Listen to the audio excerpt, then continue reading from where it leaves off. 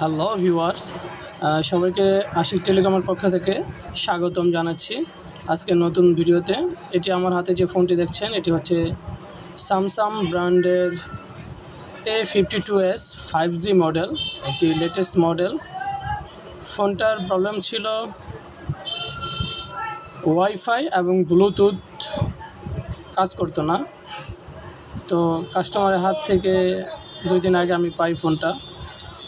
তো 2 দিন পেন্ডিংয়ে ছিল, কাজের অনেক চাপ ছিল, যার কারণে ধরার সুযোগ হয়নি। তো